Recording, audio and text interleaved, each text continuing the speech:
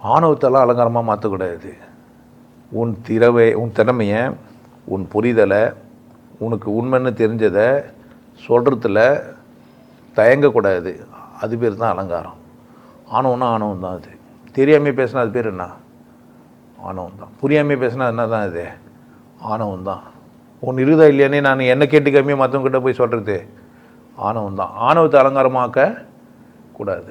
ஆணவம்னு மற்றவங்க நினைப்பாங்க, அது கிடையாது.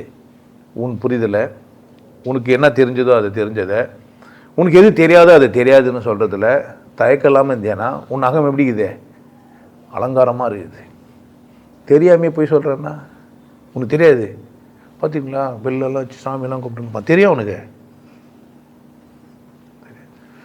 தெய்வத்துக்கும் கடவுளுக்குமே வித்தியாசம் தெரியாதவங்களாம் என்ன ஆகிட்டுக்கிறான்? ஞானியாக வாழ்ந்துட்டு போய்க்கிறான்.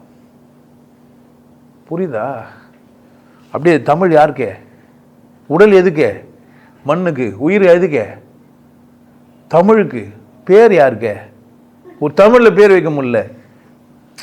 உயிரை எதுக்கு கொடுப்பாரு அவரு? ஆனால் பேர் எதில் வச்சுக்கிறாரு? தமிழுக்கா? அது மாதிரி எல்லாம் உளருவானுங்க. ஆணவத்தோடவே தெரிஞ்சு நிற்பான். யார் உசாராங்கண்ணா?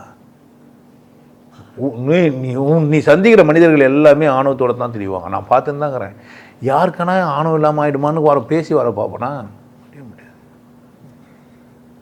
நாங்கள் எங்கள் ஸ்டாண்டு சரி தானேன்னு ஒரு எண்ணெயே கேட்பாங்க. தெரியாமல் நம்ம டச் பண்ணிட்டோம். அந்த இடத்த தொற்றுக்கூடாது.